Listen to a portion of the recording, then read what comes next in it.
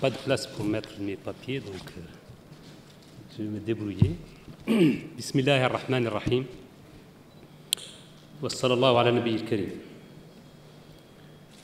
معالي السيد وزير التجارة والصناعة والسياحة، معالي السيد وزير الإسكان والعمران والاستصلاح الترابي، معالي السيد وزير التعليم العالي والبحث العلمي والتقنيات الاتصال والإعلام، معالي السيد وزير منتدب لدى وزير الاقتصاد والمالية المكلف بالميزانية،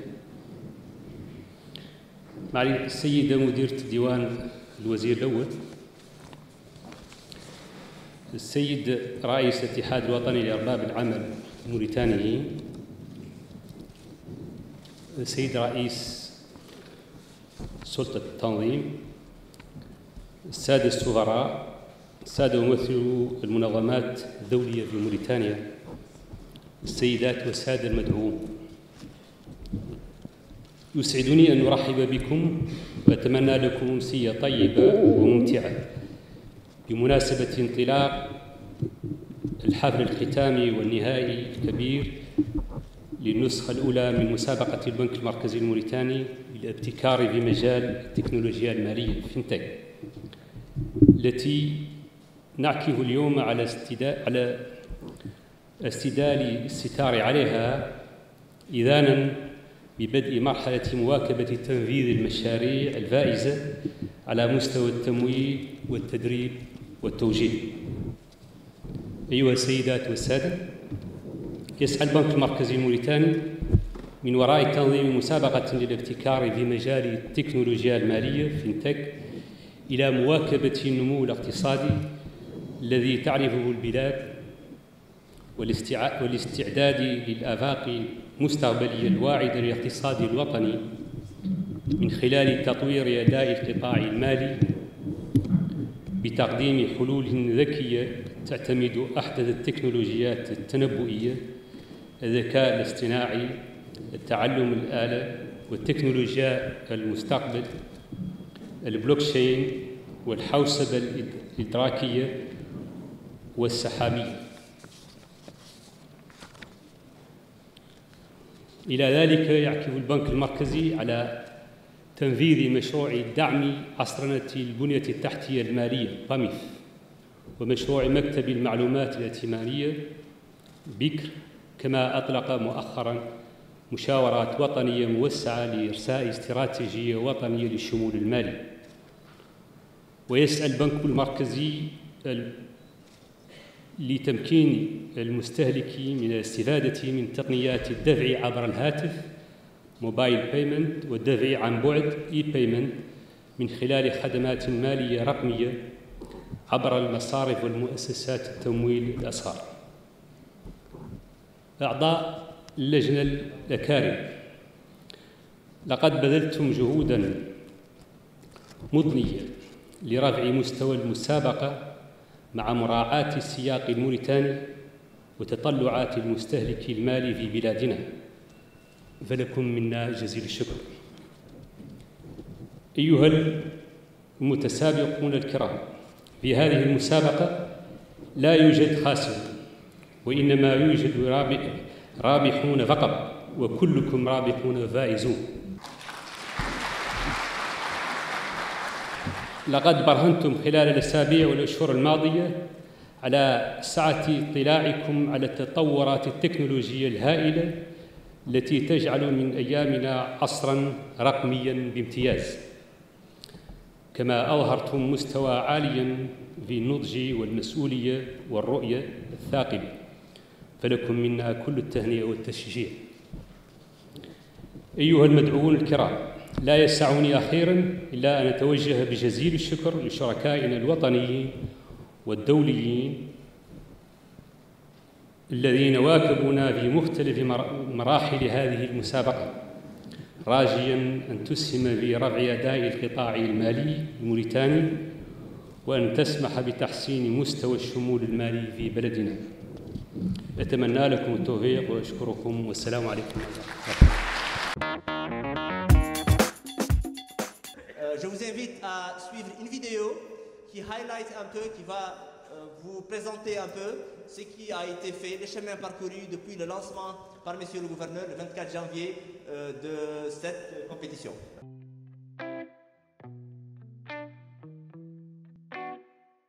L'objectif de ce challenge est de voir émerger des entreprises qui vont répondre à des questions d'inclusion financière, des questions de modernisation des moyens de paiement et au-delà de la modernisation du secteur financier mauritanien.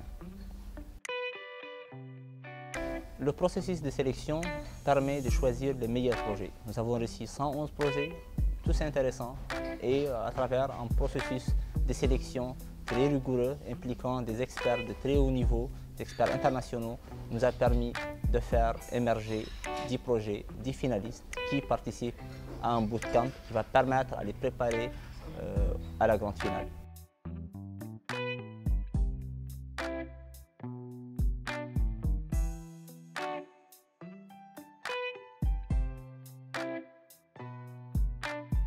Euh, 10 équipes qui sont là aujourd'hui présentes pour ce qu'on appelle les séances de bootcamp. Ces séances ont pour objectif d'aider les équipes à affiner leurs projets, aussi bien sur le volet technologique, sur le volet financier que commercial.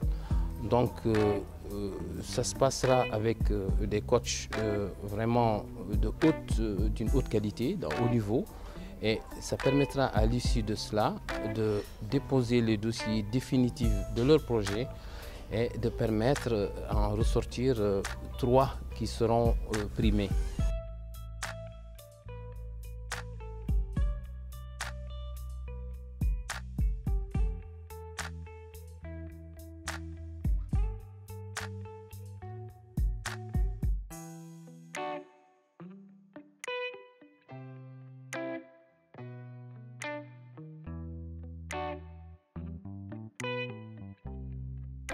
Parmi ces 10 projets, il y aura 3 qui seront primés et qui seront accompagnés par la Banque centrale afin de voir naître leurs entreprises qui vont contribuer aux objectifs du challenge.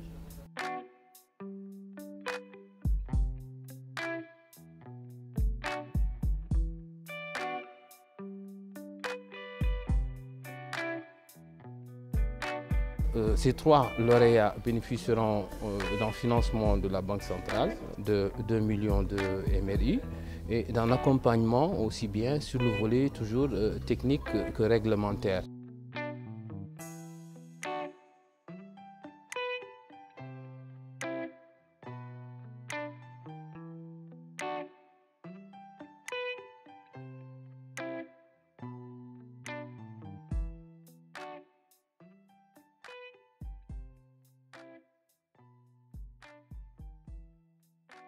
Je voudrais remercier l'Africa FinTech Forum, qui est partenaire de BCM FinTech Challenge, dont le directeur général et le fondateur est actuellement présent parmi nous, mais de remercier aussi et d'apprécier tout ce qui a été fait par nos membres du jury. Des membres du jury d'une excellente qualité, représentant divers secteurs, divers profils, et qui ont apporté extrêmement de conseils, mais aussi nous avons voulu à la Banque centrale externaliser complètement cette évaluation. Nous n'avons pas voulu évaluer nous-mêmes, nous avons sélectionné un jury de très haut niveau qui a permis de faire les différentes étapes de sélection et qui vous présentera aujourd'hui les résultats de sélection pour les lauréats. Bonsoir à tous, merci à la Banque centrale, à la Mauritanie de nous avoir invités, de nous avoir joints à cet événement. Je voudrais pas faire une keynote, parce que je suis prévu plutôt demain pour intervenir sur un panel, mais je voudrais partager avec vous 2 choses. La première des choses que sur laquelle je voudrais partager avec vous, c'est véritablement ce sentiment profond que nous avons d'être confortés dans notre choix de sillonner l'Afrique pour promouvoir la finance digitale, pour promouvoir l'inclusion financière. Monsieur Sidi le disait, la Banque centrale a décidé de faire de la FinTech l'un des axes stratégiques de développement de l'inclusion financière, du développement économique. C'est ce que nous essayons de promouvoir depuis 3 ans bientôt, que nous travaillons à travers Africa FinTech Forum. Africa FinTech Forum, qu'est-ce que c'est? juste une plateforme d'acteurs internationaux, d'acteurs régionaux qui ont décidé de joindre les forces, qui ont décidé de co-construire ensemble un écosystème dédié à la finance digitale pour accompagner les acteurs publics, les organisations internationales, etc., dans leur stratégie de mise en place de solutions d'inclusion financière. Donc, depuis 3 ans que nous conduisons ce projet, ce que nous faisons, c'est d'initier des rencontres d'échange. Donc, nous avons notre forum qui s'appelle le volet événementiel de notre activité, qui est Africa FinTech Forum, qui se tient chaque année, donc depuis 3 ans maintenant en Abidjan. L'idée, c'est de pouvoir réunir pendant 2 jours tous les acteurs de l'inclusion financière, tous les acteurs de la finance digitale, autant les acteurs publics que les acteurs privés, pour ensemble réfléchir sur les problématiques majeures de l'inclusion financière. La thématique de cette année, c'est digitaliser l'inclusion financière en zone rurale, parce que la réalité de nos économies africaines, c'est que nous avons autour de 80 à 70% de notre population qui est en zone rurale, que bien évidemment, c'est une couche de population qui n'a pas accès aux services financiers. L'idée, c'est de réfléchir ensemble pour cette année quelles sont les stratégies que nous pouvons mettre en place. Je le disais, nous avons aussi, à travers cette plateforme, initié notre événement majeur, notre activité majeure qui est Africa FinTech Tour. Africa FinTech Tour, c'est un roadshow de la FinTech, donc nous parcourons certains pays de l'Afrique, depuis l'Afrique de l'Ouest jusqu'en Afrique centrale. Cette année, nous aurons la chance de pouvoir faire plus de 10 pays, donc autour de 15 pays, justement pour rencontrer tous les acteurs qui font bouger l'écosystème, tous les acteurs qui travaillent à ce que cette inclusion financière ne soit pas juste, du nice to have, ce ne sera pas juste un beau mot, mais que ce soit une réalité pour nos populations africaines. Donc nous avons démarré ce projet Africa FinTech Tour depuis le 7 juin en Abidjan. Nous étions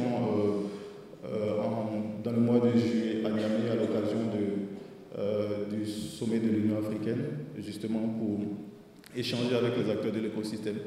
Donc je le disais, c'est pour nous une véritable joie, c'est pour nous beaucoup d'honneur de travailler d'avoir collaboré avec la Banque centrale pour pouvoir promouvoir justement cette inclusion financière à travers les solutions digitales.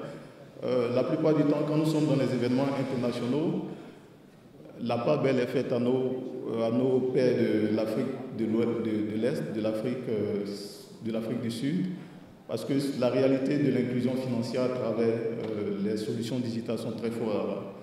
Et nous nous sommes réjouis quand nous avons été approchés par la Banque centrale de participer à cela, parce que nous avons l'assurance que maintenant nous pouvons dire dans les événements internationaux, dans les rencontres internationales, que nous avons en Afrique de l'Ouest, des initiatives qui sont pareilles qu'en Afrique de l'Est, qui sont pareilles qu'en Afrique du Sud.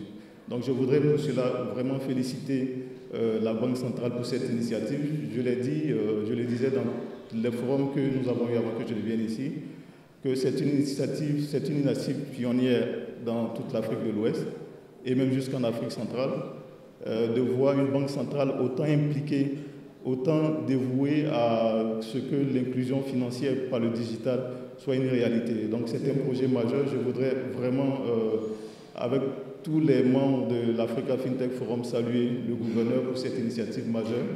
Je le disais, maintenant je me sens beaucoup plus mauritanien qu'ivoirien, parce que c'est une fierté pour moi de travailler sur un tel projet, d'avoir participé à un tel projet. Et j'espère sortir de la Mauritanie, de Nouakchott, avec un nom mauritanien. Une autre chose aussi, c'est que de tous les projets que nous avons regardés, tous les projets que nous avons parcourus depuis que nous organisons cet événement, ce n'est pas parce que je suis devant vous, ce n'est pas parce que je suis en Mauritanie, je n'ai pas peur de sortir, mais je n'ai pas vu de projet autant réussi, de projet autant ambitieux que ceux que les différents startups nous ont présentés. Vraiment, j'ai été bluffé. On le disait, ils ont tous gagné parce que ces projets, que ce soit en Côte d'Ivoire, que ce soit au Niger, que ce soit au Sénégal, je n'ai jamais vu de projet autant ambitieux. Et je pense que la Banque centrale, au-delà des 3 candidats qui seront primés, a l'ambition de pouvoir accompagner toutes les solutions que nous avons regardées. Une petite anecdote, pendant les délibérations, dès que, je ne dirai pas le nom, mais dès qu'une start-up a fini de présenter, tous les membres du jury, automatiquement, on était alertés. On commençait à donner des cartes de visite aux start-up pour évidemment pouvoir les avoir dans leur escarcelle. On commençait à prendre des contacts, à donner leur mail. Et après, on se regardait, on se dit, cette start-up, tu la prends ou je la prends? Déjà pour dire que toutes les solutions que nous avons vues, nous membres du jury, on se battait pour les avoir. Il y en a qui veulent les accompagner, il y en a qui veulent leur donner du financement, il y en a qui veulent pouvoir les déployer dans d'autres pays, dans d'autres univers.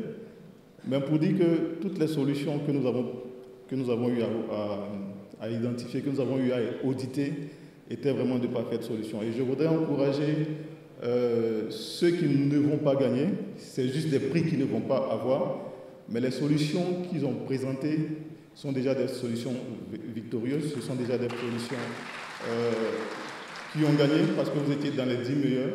Et je voudrais vous encourager, vous qui ne serez pas primés ce soir, à continuer votre projet. Et je voudrais aussi, pour clore mon propos, juste, je le disais en intro, c'est un projet très intéressant, c'est une initiative très intéressante. Et je voudrais, de façon très solennelle, marquer l'engagement de l'Africa FinTech Forum à accompagner la Banque centrale, autant dans l'accompagnement de ces projets, parce que ce que nous faisons, nous, au-delà de tout, c'est de pouvoir créer une sorte de mutualisation de moyens, une sorte de co-construction de compétences entre des fintech, parce qu'on sait qu'elles sont toutes en démarrage, et des compétences très avancées qui peuvent permettre de déployer des solutions très intéressantes, des solutions robustes pour véritablement favoriser l'inclusion financière. Donc on n'est pas juste partenaire sur le FinTech Challenge, on est partenaire à vie et on viendra certainement très prochainement en Mauritanie, j'espère avant la fin de l'année, pour pouvoir établir de façon plus formelle cette collaboration. Je voudrais vous remercier encore pour le temps que vous m'avez accordé, Monsieur le Gouverneur, pour cette place, pour cette tribune que vous nous accordez, nous, pour faire la promotion de l'inclusion financière par le digital. Et je sais que la Mauritanie, je ne dis pas dans 5 ans, je ne dis pas dans 10 ans, mais dans les 2 prochaines années sera une référence autant que l'est le Kenya, autant que l'est le Nigeria, autant que l'est l'Afrique du Sud, en matière de FinTech. Je voudrais vous remercier pour votre attention. Je tiens à vous remercier. Merci beaucoup. Merci de votre présence. Merci à nos partenaires. Et nous espérons que ce ne sera que le début d'un très long processus d'éclosion des FinTech qui verra justement la contribution et la participation de toutes les parties prenantes. Merci beaucoup.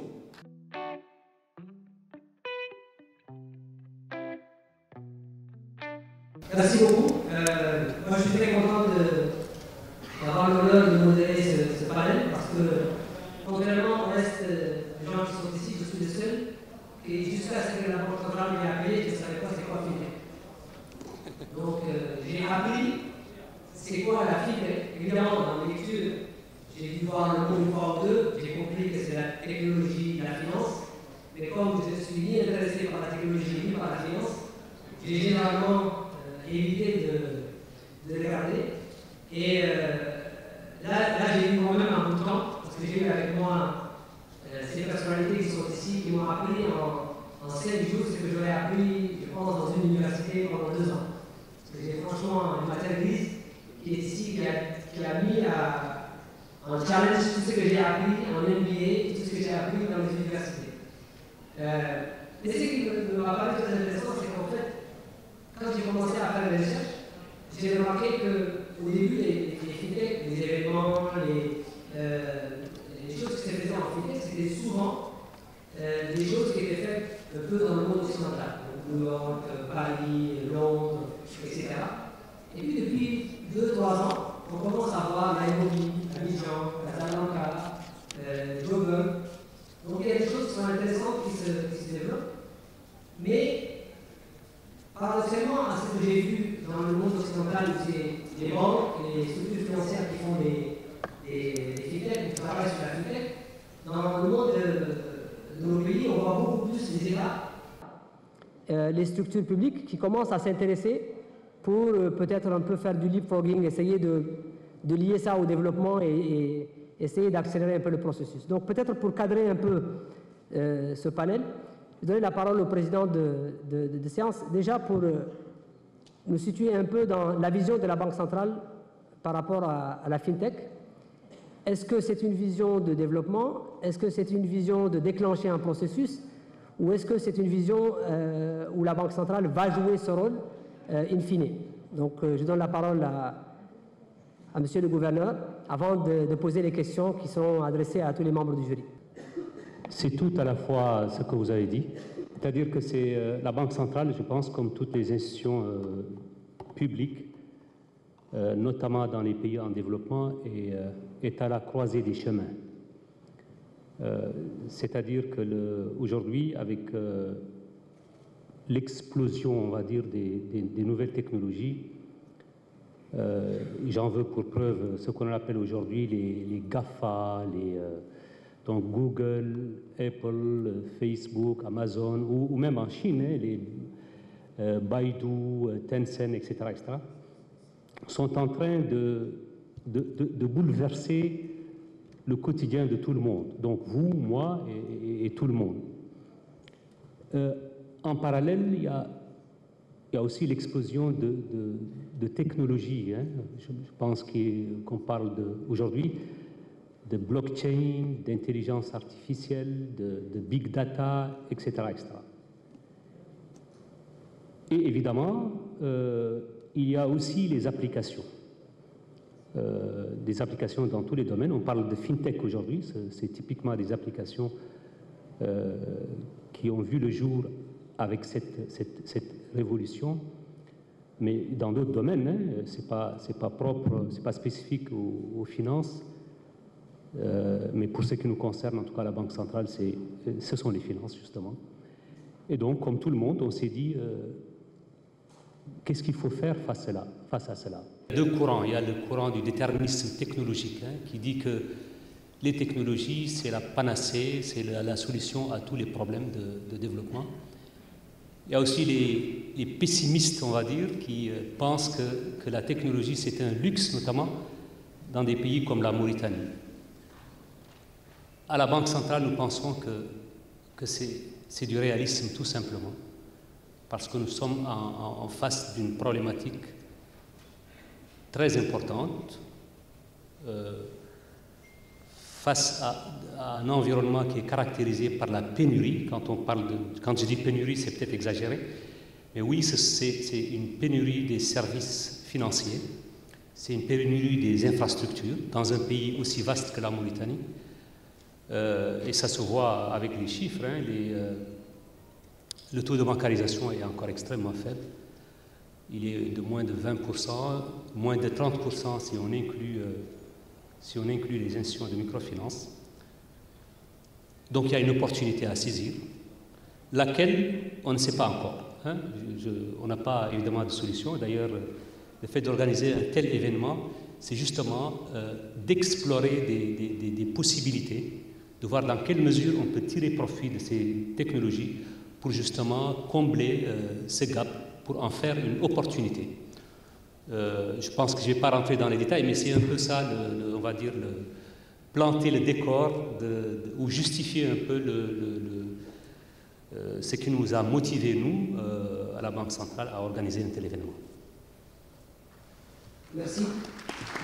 Selon vous, quels sont, de votre expérience, les enjeux, les défis et les opportunités principales auxquelles font face le développement des fintech? Pourquoi ça ne prend pas autant dans notre zone que ça a pris dans d'autres contextes? Bismillah ar-Rahman ar-Rahim.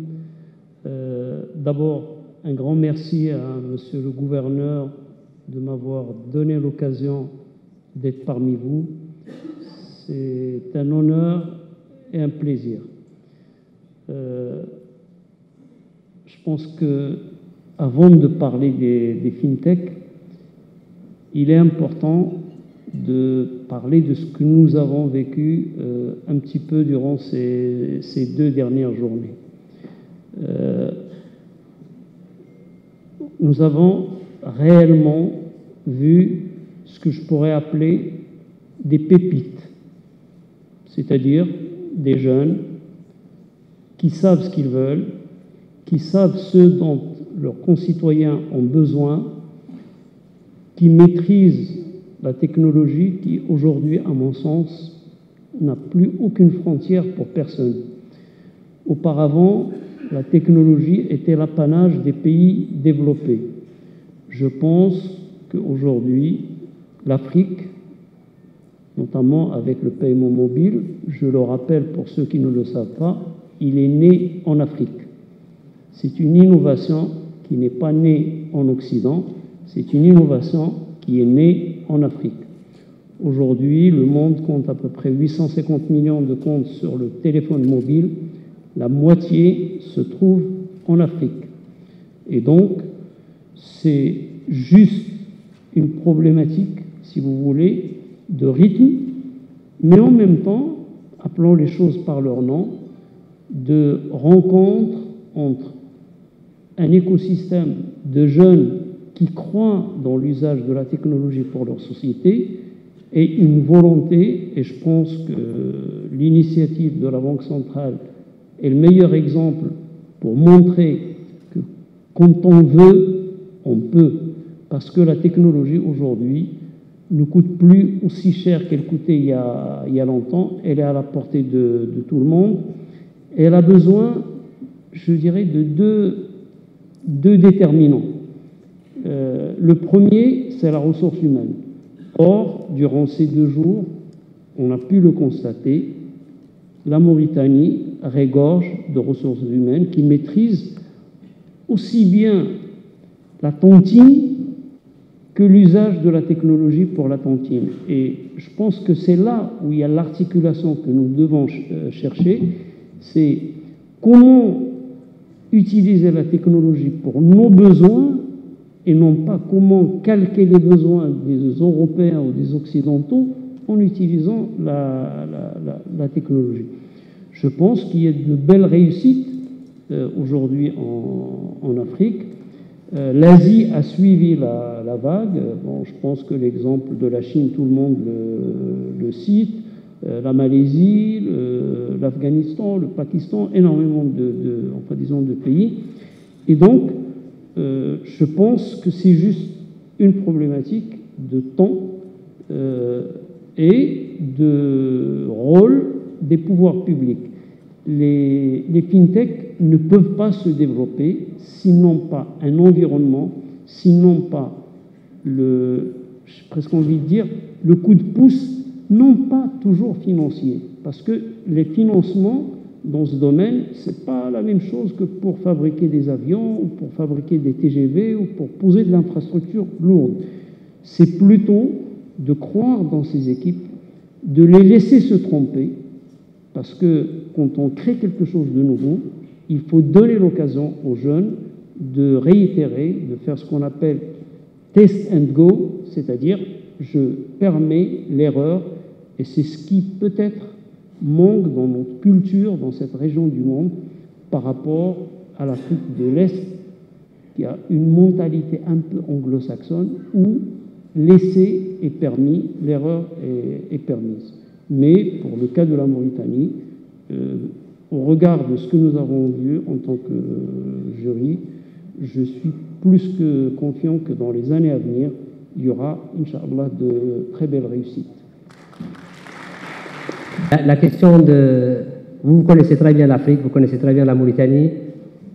Qu'est-ce que vous pensez bloque, ou en tout cas nous met un peu en arrière par rapport à la cadence des fintechs ou de la réussite des fintechs sur le continent africain et particulièrement l'Afrique subsaharienne?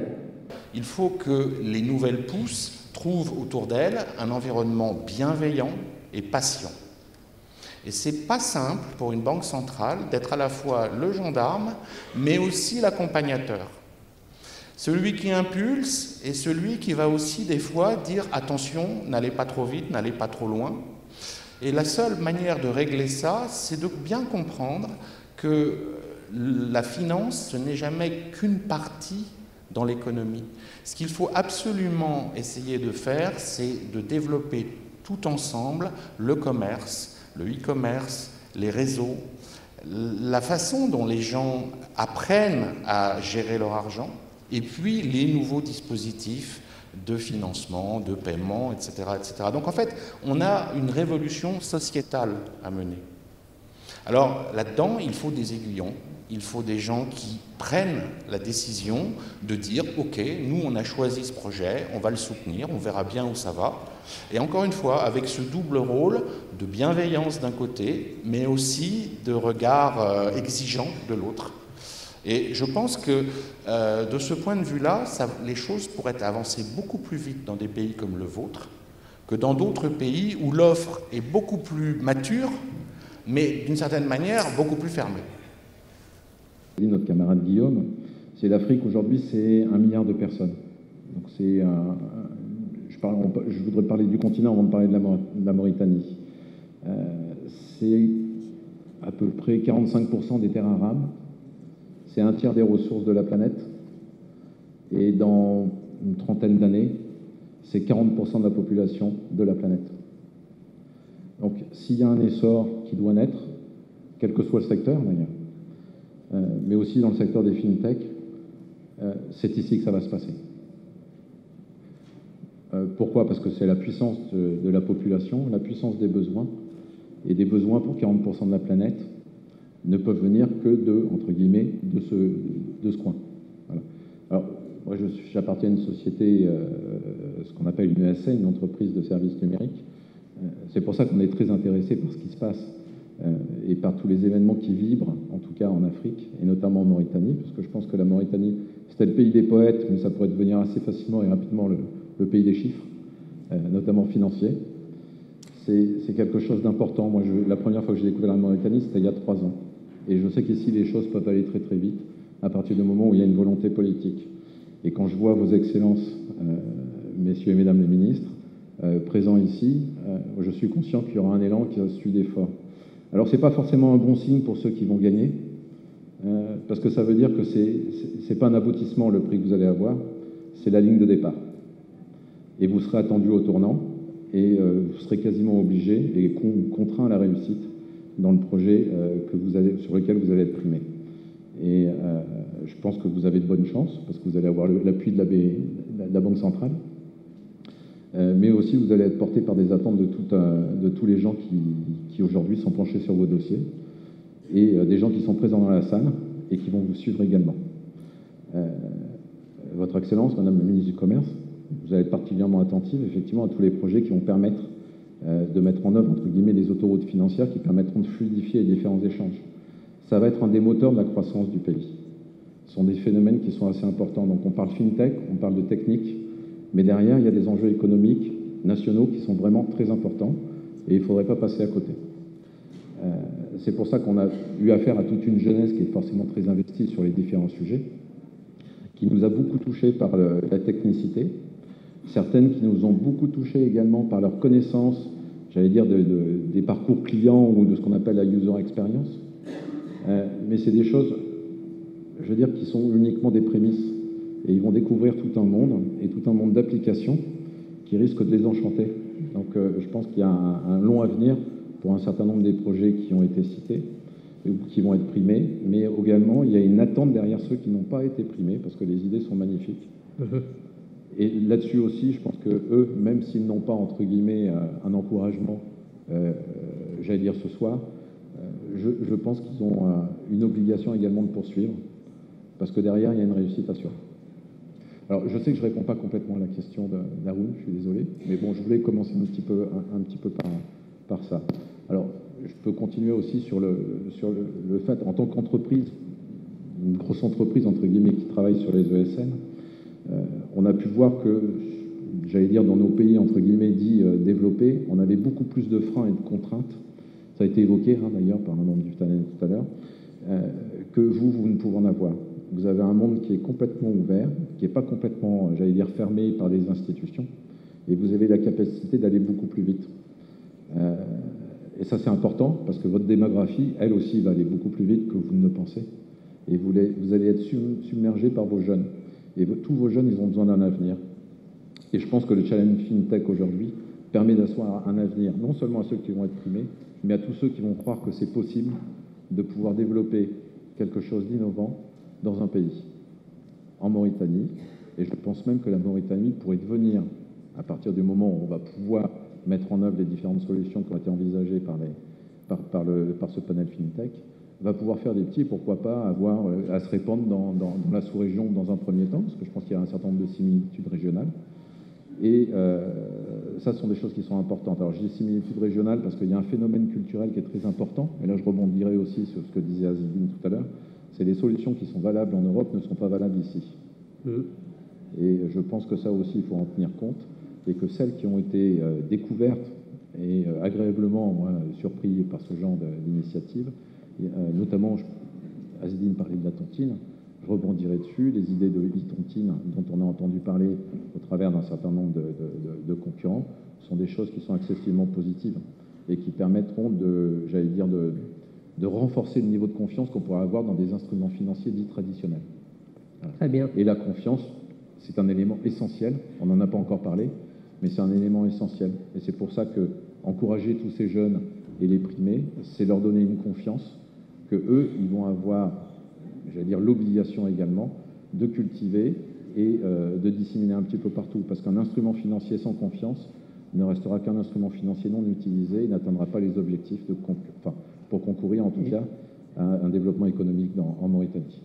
En fait, je vais rebondir après sur une question sur la confiance, donc je te coupe parce que je vais la reposer cette question spécialement sur la confiance. Samir, donc Samir a un parcours assez intéressant parce qu'en fait, il vient de faire un voyage un peu partout en Afrique. Donc sur les freins, sur ce qu'on voit concrètement sur le terrain, je pense qu'il peut partager avec nous qu'est-ce qu'il a vu pendant son voyage. Merci beaucoup, je suis très honoré d'être là ce soir. Merci Monsieur le Gouverneur pour cette invitation, de partager avec vous, d'avoir fait partie du jury. C'est ma deuxième fois en Mauritanie et ce lieu, là où on est, il est assez spécial pour moi parce que la première fois que je suis venu en Mauritanie à Nouakchott, c'était il y a 5 ans et c'était ici. Il y avait un très bel événement qui s'appelait le Wikistage Nouakchott, qui a été l'ouverture ensuite à beaucoup de choses. Et l'écosystème start-up mauritanien, depuis, s'est beaucoup développé. Il y a 5 ans, c'était un peu une page blanche. Et depuis, il y a beaucoup d'incubateurs. Il y a des incubateurs comme Adina Rinti, il y a beaucoup de réseaux qui sont créés. Et c'est vraiment c'est quelque chose pour moi de symbolique. Et c'est vraiment quelque chose qui me fait très plaisir à chaque fois d'avoir l'opportunité de revenir pour voir un peu comment évolue. Et justement, cette décision de la Banque centrale de Mauritanie de faire ce challenge, donc là, on est vraiment sur le régalien qui veut être dans une posture d'innovation et d'innovation de rupture. C'est vraiment symbolique de comment, aujourd'hui, on peut vraiment modifier les paradigmes et prendre de l'avance sur le reste du monde, sur le continent africain. Alors, moi, tout simplement, donc, je suis entrepreneur, je suis fondateur d'Emerging Valley. J'ai fait un travail de recherche pendant 3 ans dans près de 25 pays. Comme chroniqueur pour Le Monde, et puis après j'ai écrit énormément d'articles sur les startups africaines, j'en ai rencontré plusieurs centaines. Je suis passé en Mauritanie, d'ailleurs j'ai fait les premiers papiers sur les startups et sur les incubateurs mauritaniens, c'est moi qui les ai fait dans Le Monde, c'était il y a 2015. Et en rentrant en France, j'avais 2 projets. Donc le premier projet, c'était d'écrire un livre, Startup Lions, qui explore un peu l'innovation africaine, les tech hubs en Afrique, donner un temps long sur jusqu'où peut aller l'innovation en Afrique et quel impact peut avoir cette innovation sur le monde, donc qui a été préfacé par Xavier Niel et Tidiane Dem, et cette plateforme des startups africaines à Marseille qui s'appelle Emerging Valley.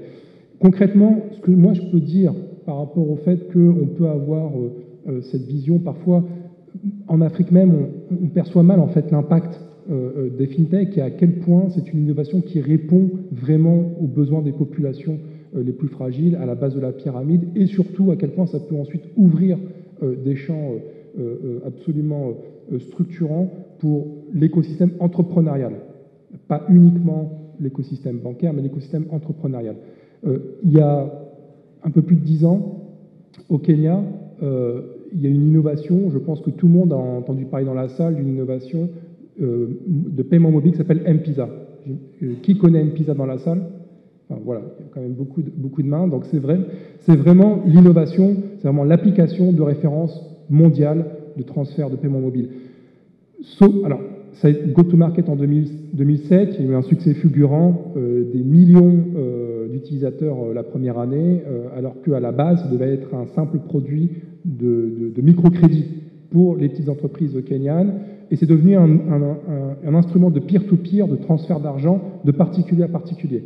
Ce qui s'est passé, et ce que les gens ne maîtrisent souvent, c'est l'enquête que j'ai fait dans ce livre, c'est qu'à l'origine de M-Pisa, qui a été une innovation de rupture mondiale, M-Pisa aujourd'hui est présent, disséminé en Afrique, mais aussi présent en Asie.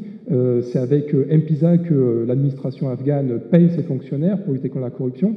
À l'origine de M-Pisa, il n'y avait pas, c'était au tout début des années 2000, il n'y avait pas de technologie de paiement mobile. Cette technologie n'existait pas encore. Il n'y avait qu'une seule technologie que les populations kenyanes ont utilisée, c'est le transfert de airtime, c'est le transfert de temps de communication. Parce que déjà à l'époque, pour eux, le cash, l'informel, c'était un problème fondamental majeur. Et le premier problème d'ailleurs, c'était les agressions. Il y avait beaucoup d'agressions au Kenya parce qu'avoir du cash dans les poches, ça pouvait être, on peut se faire agresser pour ça. Et surtout, les commerçants, les recettes du jour, ils les transportaient dans des valises, dans les bus populaires, et d'un point à un autre, d'un village à un autre, d'une ville à un autre, et il y avait les coupeurs de route, ils se faisaient détrousser. Donc c'était le problème, le cash était le problème des populations du Kenya.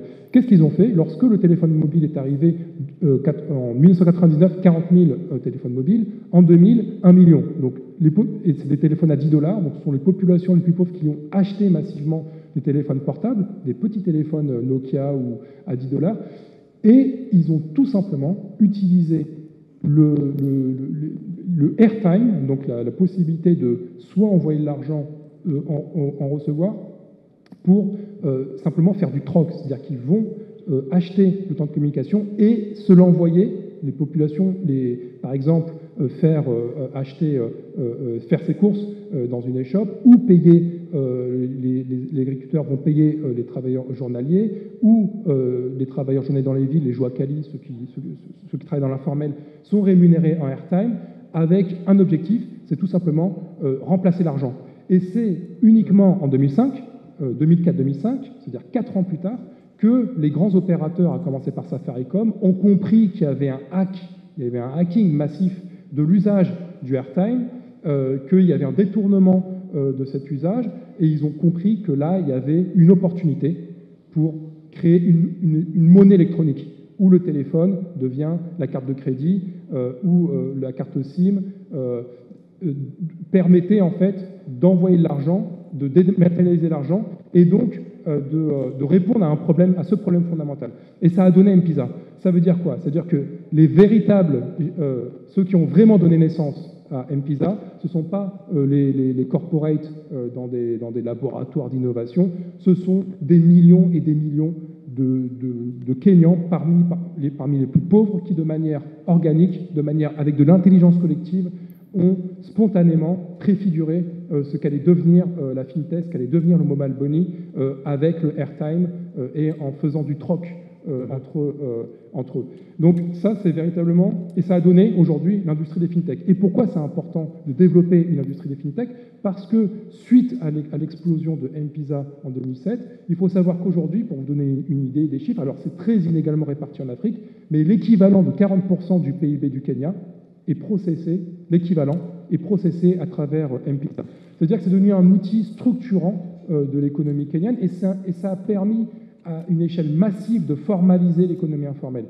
Et ça a surtout donné naissance, et ça c'est ce que je décris dans mon bouquin, ça a donné naissance à l'écosystème des startups le plus vibrant d'Afrique, qui se trouve aujourd'hui au Kenya, à Nairobi, ce qu'on appelle aujourd'hui la Silicon Savannah. C'est-à-dire qu'en développant cet écosystème du paiement, ça a donné des ailes à l'écosystème. Donc les fintech, en fait, c'est le enabler, c'est ce qui permet, en fait, finalement, de développer de nouveaux services dans la santé, dans l'agriculture, dans l'énergie. Le off-grid, les licornes africaines comme M-Kopa reposent sur le paiement mobile pour permettre aux populations qui n'ont aucun accès à l'électricité de s'acheter des kits solaires, d'être alimenté en énergie avec le modèle économique du pay as you go, c'est-à-dire qu'on loue son électricité au jour en envoyant un SMS. Donc la FinTech a véritablement révolutionné l'économie du Kenya. Et l'enjeu aujourd'hui, et en ça l'avance qu'est en train de prendre l'Afrique, et des initiatives qu'on ne retrouve pas en Europe, comme celle qui est prise aujourd'hui par la Mauritanie, montrent que l'Afrique non seulement est à l'origine de cette industrie des FinTech, du mobile money, a pris le lead et doit le conserver. Et pour ça, c'est avec ce type d'initiative, c'est aussi grâce à la jeunesse. Et moi, ce qui m'a frappé dans les 30 secondes, juste pour conclure, ce qui m'avait vraiment frappé, parce que ça m'a touché, parmi les projets qui ont pitché hier, c'est qu'ils ont tous motivés par une volonté patriotique. C'est-à-dire qu'ils ne sont pas là uniquement pour développer la technologie pour la technologie, mais c'est de la technologie pour résoudre des problèmes humains et pour aider leur pays. Et ce patriotisme technologique-là, c'est vraiment ça aussi qui est propre à l'Afrique, qui est propre aussi à ce qu'on voit en Mauritanie, et c'est ça qu'il faut encourager. Et donc j'aurai la chance demain d'offrir aux 10 finalistes mon ouvrage. Et bien entendu, monsieur le gouverneur, j'en ai un pour vous qui vous attend. Voilà. Merci. Je sais que les participants me font signe que normalement je les coupe quand ils ont fini leur pitch. Moi j'ai terminé mon temps, mais j'ai quand même une question que je vais donner en 1 minute à chacun. Je vais commencer par l'aîné avec la permission de monsieur le gouverneur. C'est qu'en fait, donc pour quelqu'un qui est comme moi, qui connaît pas les fintech, je me suis rendu compte qu'en fait on parle technologie, blockchain, etc., dans une culture de façon globale qui est technophobe. C'est vrai qu'on a tous des téléphones, mais quelque part, on est tous un peu technophobes, on n'aime pas la technologie au-delà de juste l'usage normal. Et d'ailleurs, moi qui utilise la technologie, les situations récentes de données personnelles qui sont accessibles par Facebook ou d'autres me font même plus peur, donc j'ai moins envie d'utiliser mon téléphone. Est-ce que vous pensez que la confiance, dans des cultures comme les nôtres, où la confiance est extrêmement importante, cet aspect du virtuel, cet aspect de la dématérialisation va vraiment prendre, alors que les gens ont besoin de ce contact. J'ai besoin de mon argent dans ma poche, j'ai besoin de toucher la personne qui a mon argent. Comment on explique que ça prend dans certains pays aussi vite, alors que la culture est aussi forte, elle est aussi technophobe et aussi... on ne partage pas l'information. Généralement, alors que c'est des technologies où il faut partager l'information, il faut être ouvert, il faut... comment vous expliquez ça? La confiance naît quand on répond à un besoin, parce que la problématique, il ne faut jamais la poser en termes savants, technologiques. Et je pense que l'exemple qui vient d'être cité de M-Pesa est le meilleur, puisque les gens ont des problèmes au quotidien. À partir du moment où l'ingéniosité humaine trouve des solutions pour répondre à un besoin, elle est prête à lui faire confiance et elle est prête, mieux que ça, à le payer. Parce qu'on a parfois le sentiment que les pauvres ne peuvent pas payer les services financiers. Au contraire, je pense que là où les banques marchent, c'est plus là où il y a du marché du retail que là où il y a du marché de... Donc la notion de la confiance, et je vais vous donner un exemple que j'ai vécu personnellement dans le monde des télécoms. Vous savez tous que les opérateurs télécoms distribuent les recharges avec la carte à gratter. Et généralement, ceux qui ont le réseau de distribution le plus dense, ce sont ceux qui s'accaparent la plus grosse part du marché. Bien, en 2009, les petits opérateurs au Maroc ont lancé ce qu'on appelle le dealer, avec la possibilité de vendre de la recharge à partir d'un téléphone au lieu de la vendre à partir de la carte à gratter. En 3 ans, c'est passé de 0 à 300 millions de dollars de volume d'affaires. Pourquoi? Parce que tout simplement, il y avait 1,5 point de commission en plus, parce que l'opérateur se débarrassait de la distribution des cartes à gratter, et 2, l'épicier, qui est généralement analphabète, le petit apprenti ne pouvait plus lui voler une recharge parce qu'il n'a que 5-6% de marge. Et si jamais il sort pour faire sa prière et que le jeune a vendu une recharge, elle est marquée sur le téléphone. Donc, il faut chercher juste à répondre à un besoin et il n'y a aucune raison au monde pour que l'usage de la technologie ne profite pas à la population. Par contre, si on mystifie la notion de la confiance, effectivement, elle devient quelque chose de tabou et on a le sentiment que les gens rejettent. Les gens rejettent des choses qui ne répondent pas à leurs besoins. Mais dès lors où ils répondent à leurs besoins, ils leur font confiance, rassurez-vous. Alors, la question de la confiance, en fait, et c'est là qu'il faut avoir une vision contextualisée pays par pays. Au Kenya, les gens n'avaient qu'une obsession, c'était se débarrasser du cash. Parce que c'était le problème, parce qu'ils se faisaient agresser pour ça. En 2007, fin 2007, début 2008, il y a eu une crise politique majeure au Kenya où les commerçants utilisaient le mobile money pour mettre la recette du jour. Ils allaient voir les agents, ils le mettaient sur leur compte M-Pesa et ils le décachaient le lendemain. Comme ça, l'argent, la nuit, était à l'abri sur le téléphone. Donc, alors que, par exemple, au Nigeria, ça ne prend pas trop le mobile money. Il y a une culture du cash qui reste très forte. Les gens aiment bien avoir des naira, les gens aiment bien toucher avoir l'argent, savoir qu'ils ont l'argent, donc c'est plus lent. Au Ghana, par contre, le mobile money prend très fortement. Donc ça dépend, pourtant c'est des pays qui sont très proches, donc ça dépend vraiment de en Afrique du Sud, M-Pesa s'est cassé la figure. Parce que, et ça remonte aussi à l'histoire économique du pays, à la structure économique du pays, ceux qui travaillent dans les mines sont bancarisés. Il y a les banques sud-africaines, une culture bancaire sud-africaine qui remonte, hein, qui est ancienne, et même les ouvriers, les travailleurs les plus manuels sont bancarisés à travers les entreprises qui les emploient, les grands conglomérats miniers, etc. Et puis, il y a des exemples comme le Rwanda, où là, il n'y a pas de problème d'agression, il n'y a pas de problème de sécurité qui ferait qu'on veut se débarrasser du cash et passer à de l'argent digital, mais on veut éradiquer la corruption. Et pour éradiquer la corruption, eh bien, tout simplement, on va mettre en place des solutions. Par exemple, l'intégralité de l'administration du Rwanda a été digitalisée à travers une plateforme qui s'appelle Irambo.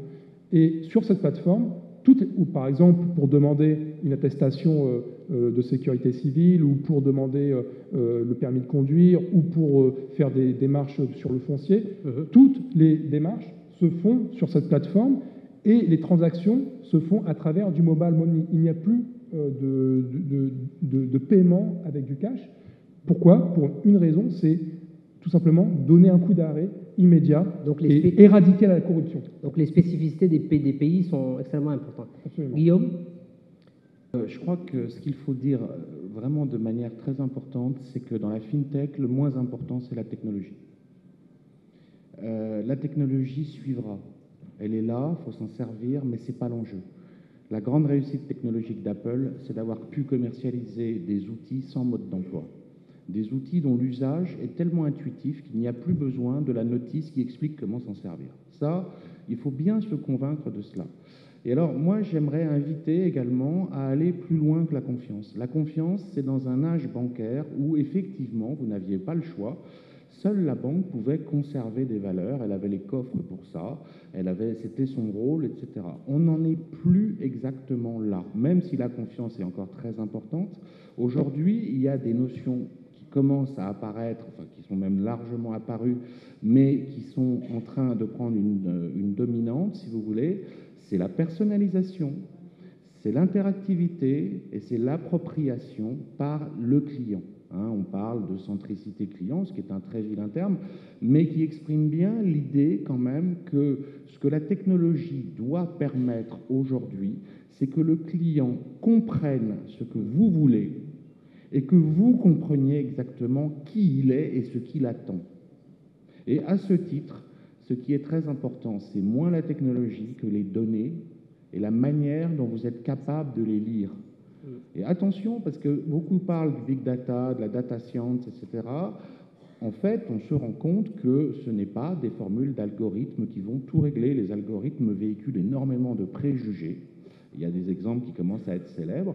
Et ce qu'il faut surtout, c'est une attention qui permette que le client n'ait plus à vous faire confiance, à la limite. Peut-être que l'idéal aujourd'hui, de même que technologiquement, c'est de ne plus avoir un mode d'emploi à apprendre. Peut-être que l'idée, c'est ça, c'est d'arriver à ce qu'un client n'ait plus à se poser la question de est-ce que je fais confiance ou pas.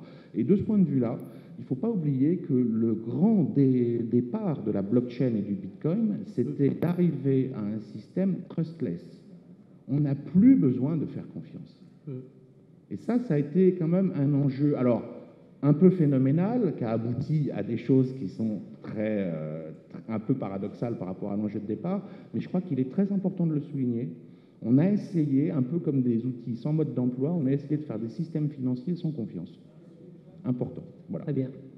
Marc? Bon, c'est assez confortable d'arriver en bout de chaîne, une fois que tout a été dit. Moi, ce que je rajouterais rapidement, enfin, sans vouloir faire d'histoire, mais sur la partie des moyens de paiement ou de la circulation des liquidités, les Italiens avaient déjà fait un grand pas en dématérialisant, entre guillemets, l'or ou la monnaie. Ils avaient inventé ce qu'on appelait les lettres de change. Et, tu parlais tout à l'heure de la confiance. La confiance dans ces lettres de change ne s'est faite qu'à l'usage.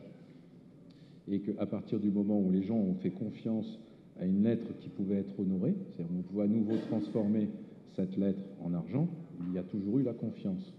La méfiance ou la défiance est arrivée quand derrière une lettre de change, alors la personne n'était plus en capacité d'honorer la lettre, donc de redonner, entre guillemets, un équivalent or ou un équivalent aux monnaies. Ça, tout le temps, ça arriver, enfin, tout le temps, c'est arrivé, et ça risque d'arriver aussi avec des entre guillemets, j'allais dire des fintechs. On peut avoir une multiplicité, entre guillemets, de wallets et avoir une difficulté après avoir sa contrepartie. Voilà. Donc, ça n'élimine pas tout. Par contre, il y a des possibilités de renfort, et la régulation que peut apporter des organes de l'État, tout comme ça s'est fait au niveau, j'allais dire, des télécommunications, sont des éléments qui sont forts.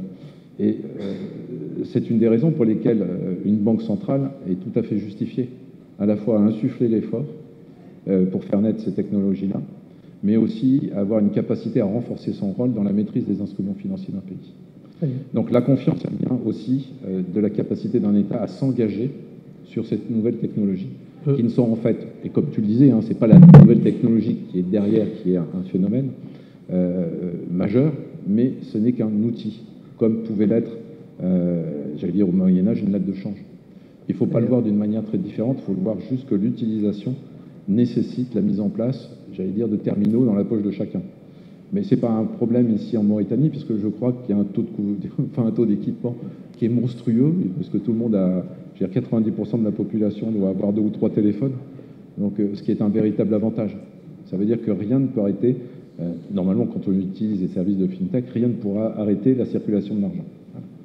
Voilà. J'allais dire quelque part, la Banque centrale pourrait devenir aussi une autorité de régulation, j'allais dire quasiment des outils téléphoniques.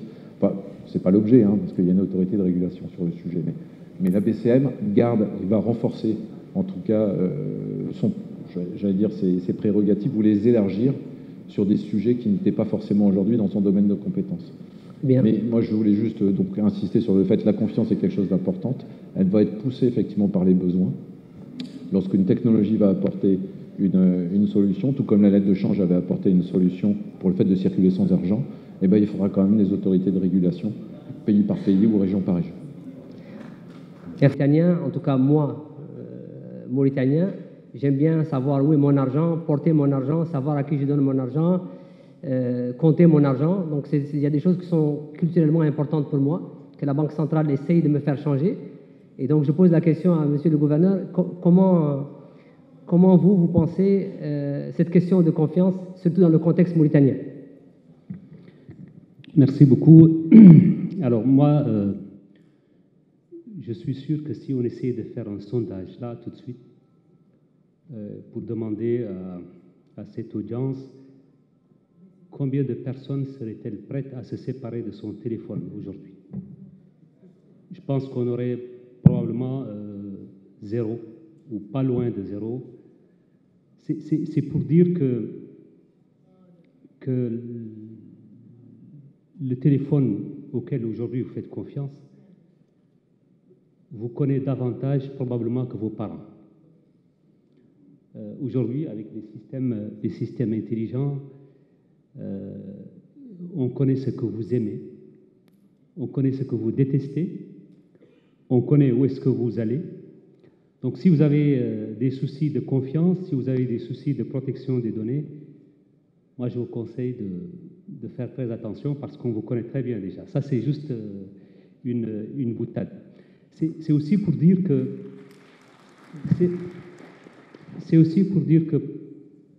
je pense que plutôt que de parler de confiance, en tout cas dans notre contexte en Mauritanie, je pense que Guillaume en a parlé tout à l'heure, Abdelkarim en a parlé, j'avais parlé tout à l'heure d'un environnement marqué par la pénurie. Et c'est là où il y a le besoin. Quand il y a pénurie, il y a un besoin. Et je pense que s'il y a un besoin, c'est qu'il y a donc une demande, et une demande sociale. Je pense que Guillaume parlait de technologie, innovation sociétale. Donc il y a une demande sociale par rapport à un besoin dans un environnement marqué par la pénurie. Et quand il y a une demande sociale, je voudrais juste rappeler je pense que c'est François Caron, un célèbre sociologue français, qui parlait d'aspiration latente de la population. C'est une sorte de revendication de la population qui est contenue dans notre contexte. Les gens qui sont à l'intérieur, les gens qui vivent dans un environnement marqué par la pénurie, vivent aussi une certaine revendication par rapport au gouvernement, par rapport à la société. Et cette revendication, je pense que seul l'innovateur, ou seul l'inventeur plus exactement, parvient à interpréter ces demandes-là en essayant d'apporter une réponse, réponse qui soit la plus adéquate possible et qui soit sous la forme d'un produit. Donc, ce qu'on est en train de vivre aujourd'hui, en tout cas je l'espère, par les projets qu'on va nous présenter, ce seront des produits qui sont inventés par des Mauritaniens pour répondre à un besoin. Et je le dis parce que je pense qu'Abdelkarim parlait tout à l'heure aussi d'innovation par l'usage.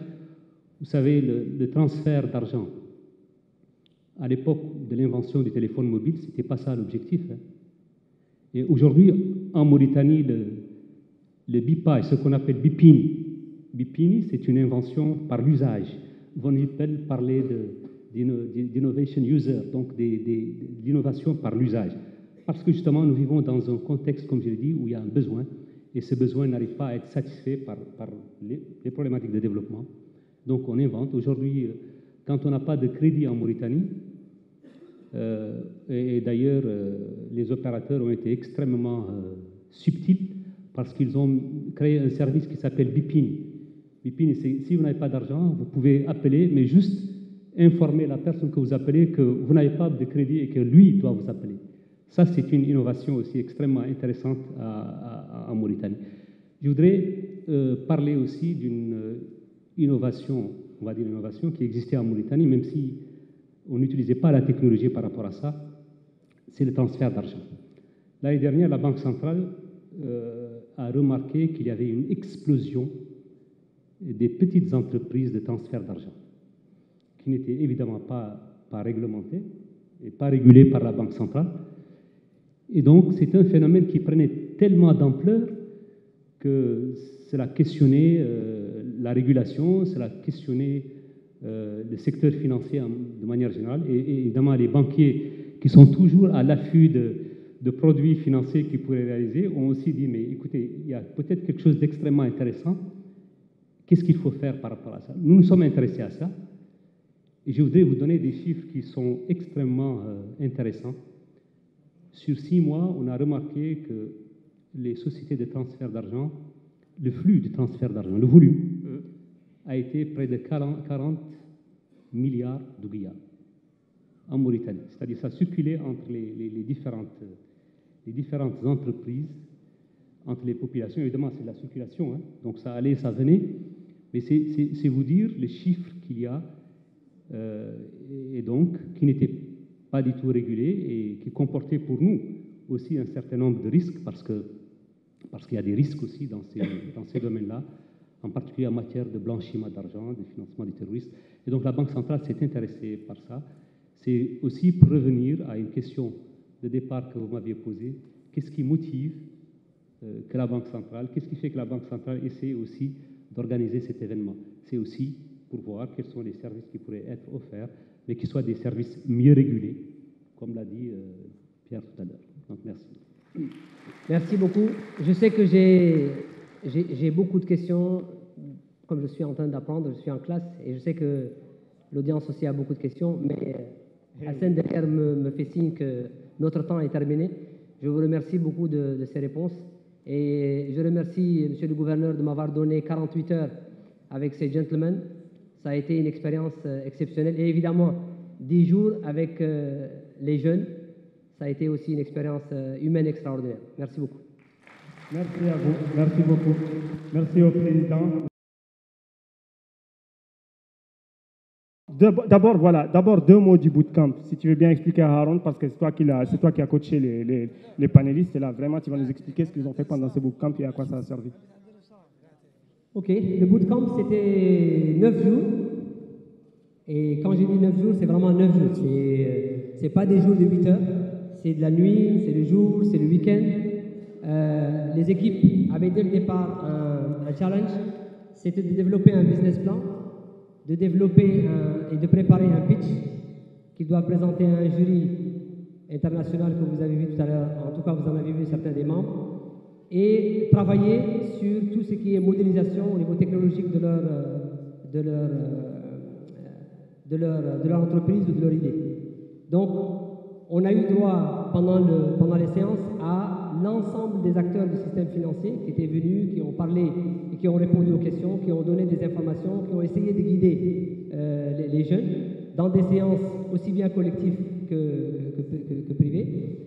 Moi-même, j'ai travaillé avec eux sur tout ce qui est communication, tout ce qui est présentation de leur plan, en jouant souvent l'avocat du diable, en essayant de questionner le modèle, en essayant de questionner l'idée, en essayant surtout de questionner les personnes, c'est-à-dire de savoir est-ce que la personne est réellement un entrepreneur, est-ce qu'au moindre petit pépin, ils vont repartir, est-ce qu'ils sont intéressés à rentrer dans le cadre de la fonction publique, et donc pour ça, il faut qu'ils quittent. Donc j'ai essayé de démotiver au maximum les jeunes. Donc ceux qui sont là, franchement, c'est des gens qui ont réussi, avec toute la démotivation que je leur ai donnée, de rester et de se battre pour devenir, et en tout cas venir vous présenter et faire ce défi. Et c'était où, Haroun? C'était dans les locaux de la Chambre de commerce, c'est ça?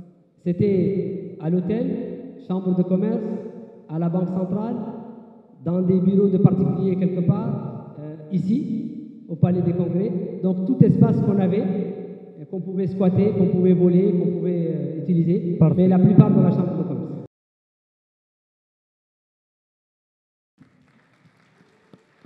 Donc chacun va présenter son entreprise comme vous l'avez vu, ça va aller vite, c'est entre 2 et 3 minutes de présentation et ensuite on passe au trophée. J'appelle Brawa, s'il vous plaît. Brawa. Salam alaikum wa rahmatullah.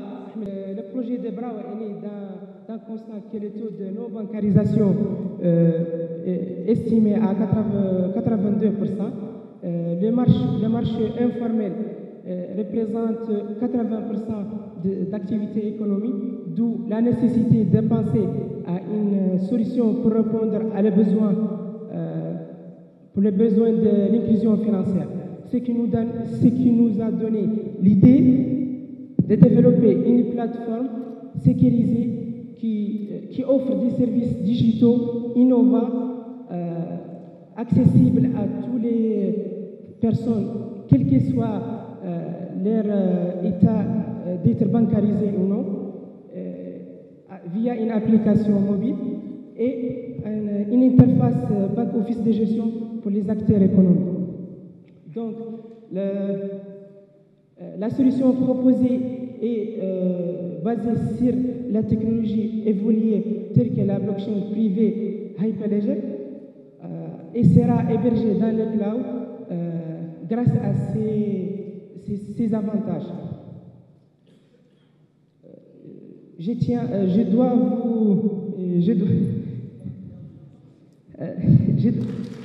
Attends, je vais donner un micro à ton papa qui va t'encourager.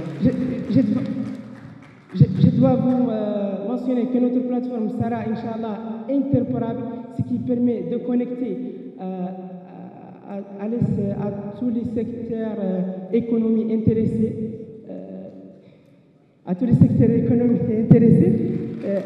comme les banques, les sociétés de transfert d'argent, les opérateurs téléphoniques, ainsi que les autres opérateurs privés ou publics. Donc, je me présente, Ahmed Chibani, inscrit en Master MD de sécurité et services informatiques. Selemou Mcheya, diplômé de services de sécurité informatique. Mohamed Val Chibani, passionné par le marketing digital et inscrit en business English.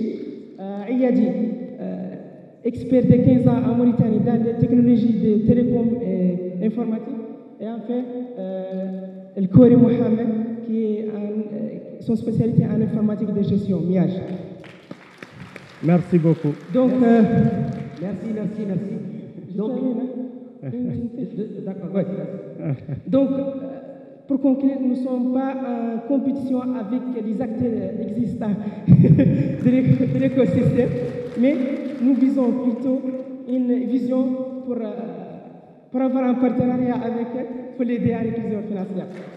Bon, je vous l'ai dit, c'est vraiment des jeunes Mauritaniens, c'est des entreprises paritaires, hommes et femmes, et franchement, je vous le dis du fond du cœur, c'est des gens qui ne sont pas devant les bureaux des responsables avec leur CV pour leur demander est-ce qu'ils peuvent leur trouver du travail. C'est des gens qui créent eux-mêmes leurs entreprises afin de lutter à leur manière contre le chômage. Bravo. Juste avant de donner la parole à Salam Pay, j'aimerais juste faire un petit point chauvin. Le jury comporte un seul membre mauritanien. Je pense qu'on n'a pas besoin de le présenter, c'est M. Mohamed Lemioul Salihi, qui a été vraiment la pierre angulaire de ce jury, mais malheureusement, comme il n'aime pas trop s'afficher, il ne parlera pas. Vous le verrez peut-être à la fin. Si vous avez de la chance, vous allez l'apercevoir parce qu'il sera obligé de monter. Mais je le remercie beaucoup de l'accompagnement qu'il a offert à ces finalistes. Et il est où, Mohamed? Merci à toi. J'enchaîne avec Salam Pay. Salam Pay. Ah, c'est normal, la première speaker féminine, donc qui sera applaudie. Bonsoir. Vous allez bien? Ça a commencé? Ok. Alors, je suis Tarba Abidine, membre de l'équipe Salam Pay, et je vais commencer par vous décrire une situation. Alors, la situation, il faut imaginer avec moi, c'est donc Khadjetou qui va à l'hôpital avec son fils. Il s'est avéré qu'il a besoin de faire une fibroscopie en urgence. Elle panique, elle n'a pas d'argent sur elle. Elle appelle son mari, mais il est trop loin pour venir la dépanner. Qu'est-ce qu'elle va faire dans ce genre de situation? Je suis bien sûre que vous avez été dans ce genre de situation, soit vous les avez vus. Alors bon, Khadjetou, j'y reviendrai. Si je commence à vous parler de tous les problèmes que l'on compte résoudre, la liste est bien longue. Mais en résumé, c'est qu'on s'intéresse aux difficultés liées à l'inclusion financière, technologique et temporelle, mais aussi à tout ce qui est par rapport à la complexité de la vie de tous les jours. Et bien sûr, par rapport à l'absence des services à valeur ajoutée, surtout dans ce domaine. Donc, Salam Pay, c'est quoi? Vous vous demandez sûrement. C'est un système de paiement sécurisé, intuitif, inclusif, disponible à tout moment via une application mobile qui est gratuite, mais qui est aussi accessible en offline. Elle est disponible dans tous les dialectes locaux, bien sûr, et elle est facile, intuitive comme WhatsApp, tout le monde peut l'utiliser, quoi. Donc, elle inclut également une API pour intégrer les systèmes de paiement des institutions, comme par exemple la SN2. Pardon. Donc, pour utiliser l'application, je vais vous faire un petit topo. Donc, d'abord, on l'ouvre, on met son numéro, c'est la seule information qu'il faut donner. Juste après, on reçoit un SMS avec le code de vérification qu'on rentre. Ensuite, il faut personnaliser le code personnel qui va être utilisé à chaque fois pour valider les transactions. Donc c'est sûr. On arrive à l'interface où on peut gérer son solde, mais aussi consulter son historique et faire des paiements. Comment faire des paiements, vous me direz, à partir du téléphone, je veux dire. Donc il suffit de mettre le numéro du receveur ou encore le récupérer parmi les contacts et enfin mettre le montant et le code personnel. Simple, non? Eh oui. Donc, merci. Donc, vous avez bien compris. Khadjetou, vous vous rappelez, non? Donc, Khadjetou, elle n'aurait pas eu de problème si elle avait Selampay. Au contraire, Brahima, son mari, il aurait pu lui envoyer l'argent sans se déplacer et il aurait juste à sortir de l'hôpital et partir à la boutique juste en face, la boutique agréée, où il pourra récupérer l'argent. Ou encore, dans un futur proche, j'espère, il aurait pu payer directement l'hôpital via Selampay. Eh oui. Alors, Selampay, c'est toute une team, c'est pas comme moi. C'est eux, Mohamed Ramin, Shah, et aussi d'autres intervenants. Oui, applaudissez pour eux. Merci. Et merci. Merci. Merci beaucoup, Tarb. Rhys, s'il vous plaît. Rhys. Salam alaikum wa rahmatullah. Bonsoir à tous. Je m'appelle Mohamed Khaibala. J'ai l'honneur de représenter l'équipe RIS, c'est Real Interbanking System. Alors nous, notre projet consiste à introduire une nouvelle technologie, un nouveau produit qui va révolutionner la finance mauritanienne. Vous savez, il existe 3 places bancaires dans tout le pays. Une place bancaire, c'est l'élément essentiel pour la rapidité et la fluidité des transactions bancaires. La rapidité et la fluidité des transactions bancaires est l'élément déterminant de la compétitivité des entreprises. Et nous sommes très conscients de cela.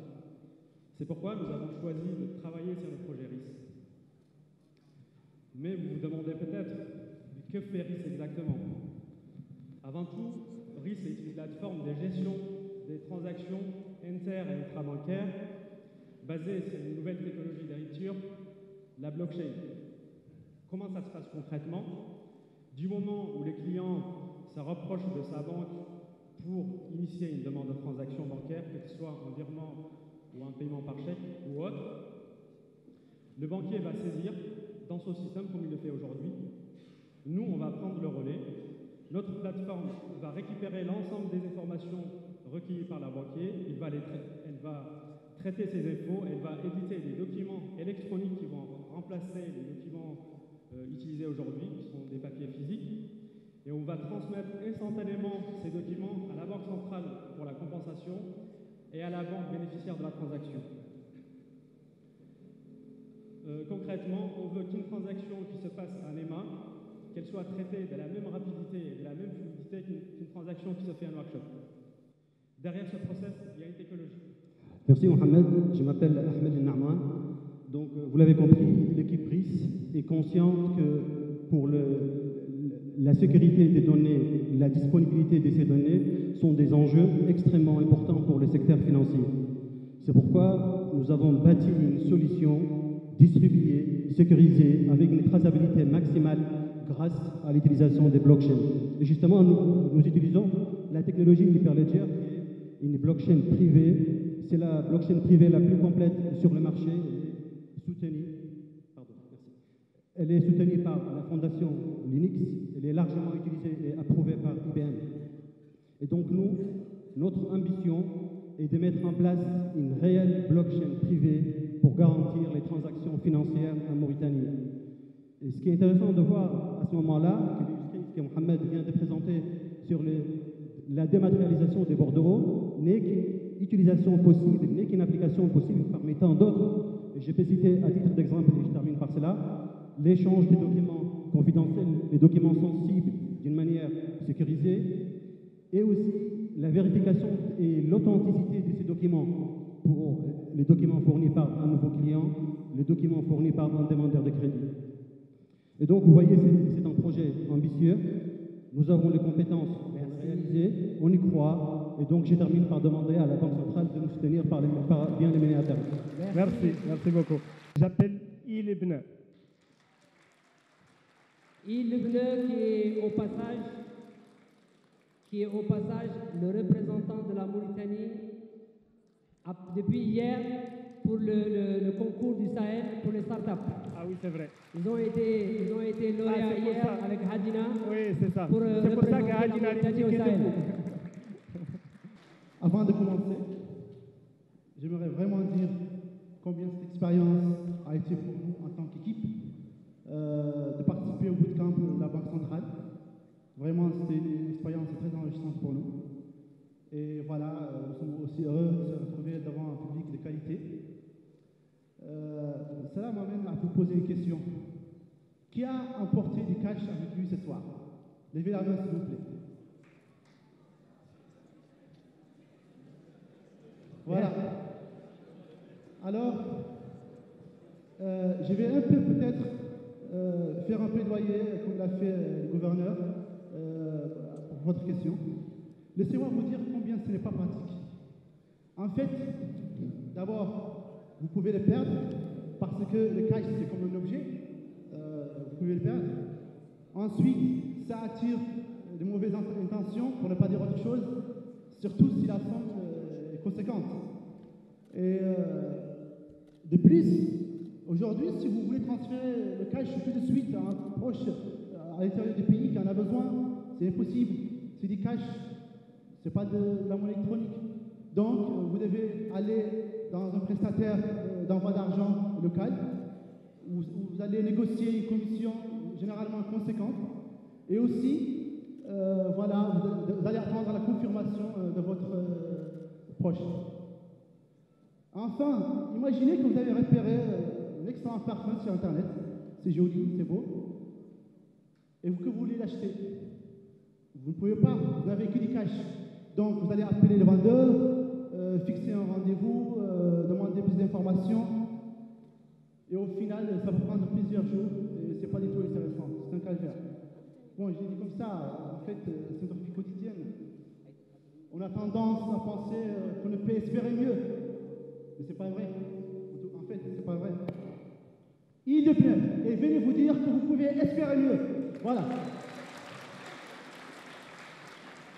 Donc, avec Il le plaît, vous pouvez, premièrement, effectuer le transfert instantanément, beaucoup plus abordablement. Ensuite, vous pouvez ajouter sur Internet d'une façon sécurisée. Nous garantissons la transaction entre vous et le vendeur. Et surtout, votre argent est plus que jamais en lieu sûr. Comment nous le faisons? Il le plaît est un porte-monnaie mobile qui est d'abord développé avec les dernières technologies, notamment la blockchain. 5 secondes. Et qui non seulement combine la solidité et la fiabilité des banques. Merci. Merci. Très bien. S'il vous plaît, SmartGage. Dernier projet. Elles sont timides, Allez, on les encourage. Applaudissez un petit peu. Allez.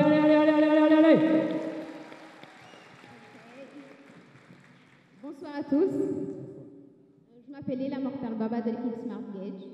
Avant de vous parler de mon projet, j'aimerais vous poser quelques questions. Combien parmi vous ont un titre foncier? Mais ils ne vont pas te le dire.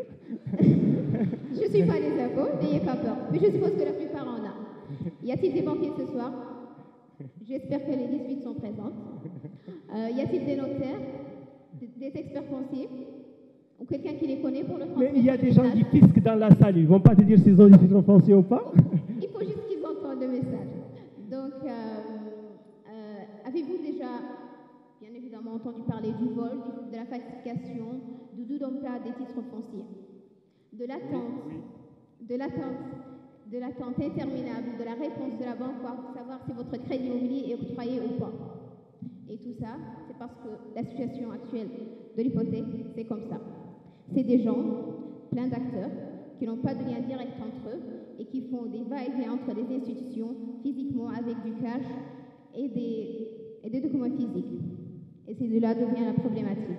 Alors nous, en voyant cette situation, on s'est dit, tiens, on est en 2019, non? Tiens, il y a une chose qui s'appelle les nouvelles technologies. Pourquoi est-ce qu'on continue à faire ça? Alors, on a développé pour vous la plateforme SmartGage. La plateforme SmartGage vous permettra d'effectuer les opérations relatives à l'hypothèque en ligne sans déplacement, sans cash, en toute sécurité. En toute sécurité et sans fraude. En toute sécurité parce que sous le capot, on utilise la blockchain. Mais je ne vais pas vous saouler avec la blockchain, vous en avez assez entendu parler ce soir. Mais je vais vous dire que grâce à cette technologie et au smart contract, nous, on va constituer un cadastre numérique fiable qui va redonner le contrôle aux propriétaires des titres fonciers. Merci. Le contrôle des titres fonciers, la prévention des fraudes et surtout qui va paver le chemin vers la digitalisation et la sécurisation du marché immobilier. Chose très importante pour instaurer la confiance des investisseurs, surtout à l'aube de la croissance économique que connaîtra notre pays dans les prochaines années. Alors vous êtes convaincus? C'est un oui-moll. Donc je donne un exemple. Imaginez-vous cette situation. Un propriétaire de titre foncier est un soir assis dans sa demeure à côté de son neveu. Il voit son neveu contempler la lune en souriant et en murmurant. Il se dit, mon neveu est devenu poète. Et son neveu pense aux vacances qu'il va s'offrir aux Maldives avec le crédit qu'il a obtenu il y a un mois en hypothéquant le titre foncier de son oncle. Et il a pu le faire parce qu'il porte le même prénom. Il porte le même prénom. Donc dans quelques temps, le jeune homme va se dorer sur les sables du Maldives et son oncle va entrer dans un litige avec la banque, un litige juridique que je ne souhaite à personne. Merci. Donc, Leïla. Merci. Haroun, laisse Leïla conclure. Plus important. Elle a perdu du temps avec l'histoire du titre foncier. Plus important. Alors qu'est-ce que doivent faire ces acteurs-là? Alors le propriétaire du titre foncier, soit il va changer de prénom, il n'est surtout pas question de tuer son neveu, soit il va utiliser SmartGage pour la banque, soit elle va arrêter d'octroyer les hypothèques, soit elle va utiliser SmartGage pour les experts et les notaires, soit elle va continuer à courir à faire le compte, soit utiliser SmartGage. Donc, et le plus important, c'est pour le neveu. Le neveu malhonnête, il va devoir trouver un autre moyen de se payer ses vacances parce que SmartGage est là pour assurer la sécurité de l'hypothèque et bien plus. Merci. Merci beaucoup. Allez, Kadorim. Salam alaikum. Bonsoir tout le monde. Quand j'ai monté sur cette scène, ça me rappelle la dernière fois là où j'étais, c'était en 2005 pour mon prix de bourse en tant que major de promotion en licence mathématique avec une bourse d'excellence pour poursuivre mes études en Chine. C'était en 2005. Aujourd'hui, je suis là pour vous présenter ma start-up Kadorim, qui est le résultat de mon vécu personnel et mon expérience en tant qu'expatrié en Chine, en France, en Belgique et au Canada. Kadorim a pour mission de faciliter le transfert d'argent de l'expatrié vers la Mauritanie. Quand j'étais expatrié, j'étais amené à faire beaucoup de transferts d'argent pour mes parents, pour la scolarité de mes frères et sœurs, mais aussi pour la cousine et parfois pour les voisins de la cuisine. Bref. Je pense que l'expatrié ici savent bien de quoi je parle. Dans ces marathons de transfert d'argent, j'ai essayé plusieurs solutions. Les virements bancaires, le transfert via l'agence de transfert d'argent, mais aussi les marchés informels. Mais toutes ces solutions ne donnent pas le résultat que je veux en termes de proximité pour la famille, en termes de traçabilité pour moi et sécurité, et la rapidité aussi. C'est là, j'ai regardé autour de moi, j'ai trouvé qu'on est 116 000 Mauritaniens expatriés. En plus que c'est là, d'après les données statistiques de la Banque mondiale, il y a 250 millions de dollars a été envoyés par la diaspora vers la Mauritanie. C'est une opportunité d'affaires que Kadorim a saisie. On a développé Fonds 220 2018, une plateforme numérique avec un réseau d'agences au niveau national. Aujourd'hui, quand je veux envoyer de l'argent de l'étranger vers la Mauritanie, j'ai connecté sur www.kadorim.com et j'envoie le montant que je veux via ma carte bancaire ou mon compte PayPal. Mon père va être contacté par un agent de Kadorim dans les minutes qui suivent pour lui indiquer l'agence la plus proche de chez lui. Ça ne va pas prendre plus de 5 km en rayon en général. On a développé une plateforme et d'après le résultat qu'on a, on a plus de 400% de chiffre d'affaires, 400% de croissance de chiffre d'affaires sur les derniers 6 mois. Aujourd'hui, on va aller plus loin. On va attirer plus de clients en Europe, mais aussi en Amérique. Et aussi, on veut attirer l'attention des investisseurs. Car aujourd'hui, on veut assurer que le croissance exponentielle qu'on a va être pas une barrière pour le développement de notre start-up. Bien sûr, on veut bien sur l'accompagnement de la Banque centrale pour aller plus loin dans toutes les démarches qu'on envisage pour y aller. Merci beaucoup. Merci. Merci beaucoup, Kadorim. 2 minutes 55. Bravo.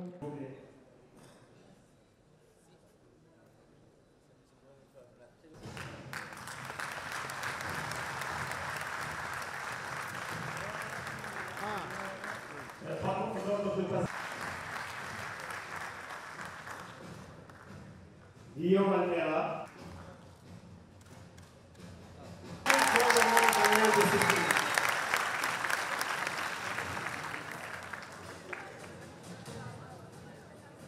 Youssouf Kone qui nous a rejoint à la dernière minute et je le remercie vivement encore une fois.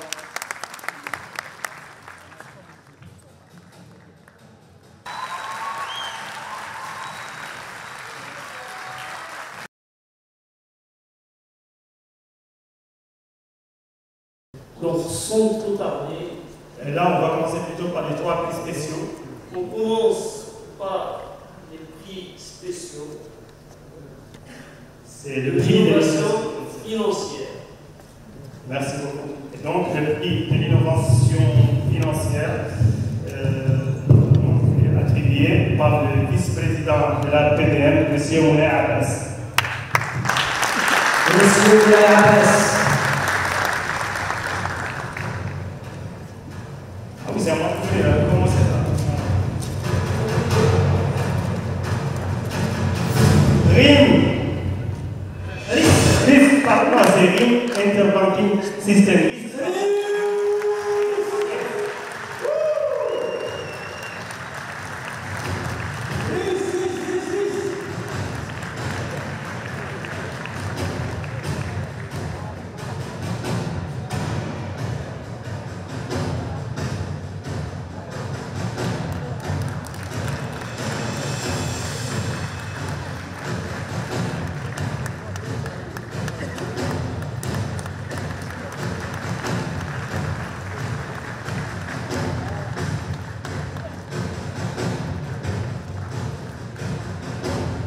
Le deuxième prix, c'est le prix de l'innovation technologique et il sera remis par M. le Président de l'autorité de régulation, M.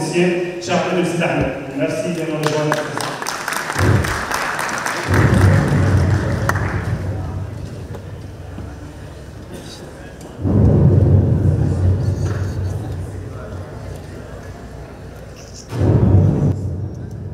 Et c'est Smart Cage.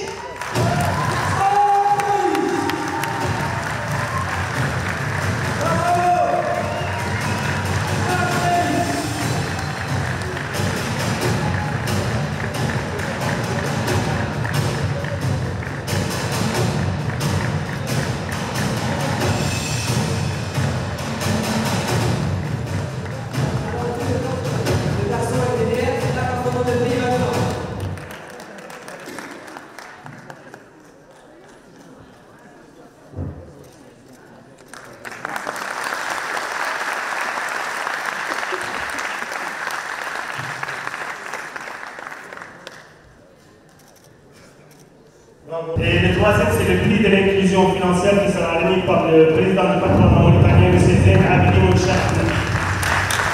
Monsieur le Président,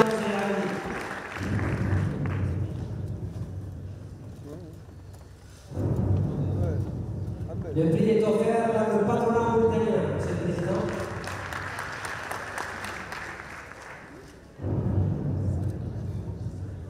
Et je vous demande de me rejoindre.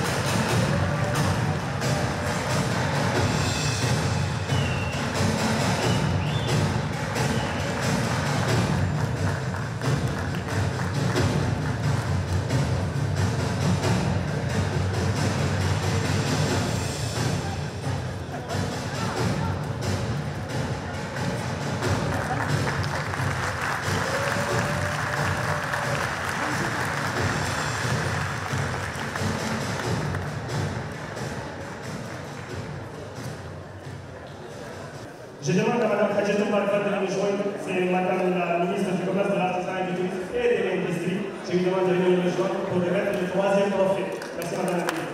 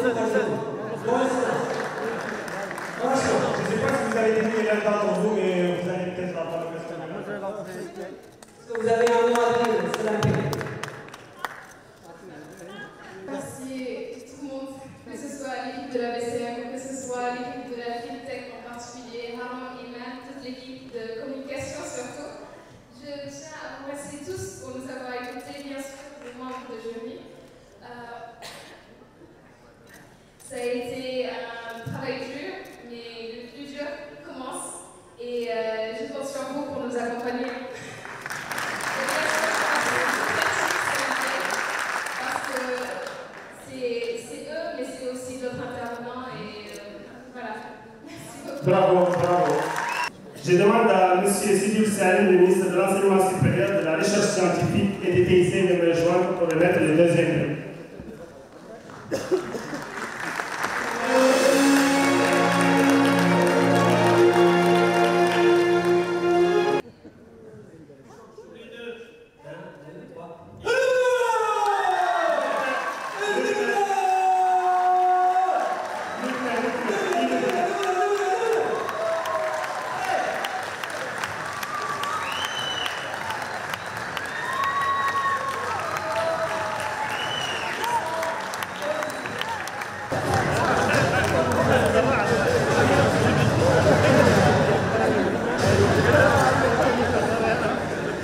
Et j'espère que le 3e n'est pas parti avec mon micro. Ah, parfait.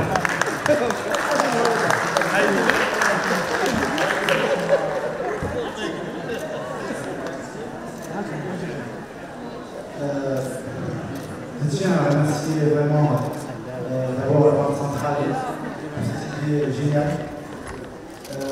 Je sais qu'on a tous, quelque part, on pense quelque part que nous faisons un peu moins ici que les autres pays, mais je pense que la Banque centrale, elle a vraiment donné l'exemple que nous pouvons vraiment changer les habitudes et que nous pouvons aller à l'avenir. Et il est la technologie de l'avenir. Et aujourd'hui, je tiens au nom de l'équipe à vous dire que nous nous engageons dès aujourd'hui à faire cette start-up un exemple vivant et pas seulement que vous avez vu sur l'écran. Ça va être dans vos vies, vous pourrez utiliser le travail. J'appelle le gouverneur de la Banque centrale pour nous rejoindre pour remettre donc le 1er prix, le lauréat de ce concours. Monsieur le gouverneur. Abdelaziz Mouter, merci beaucoup.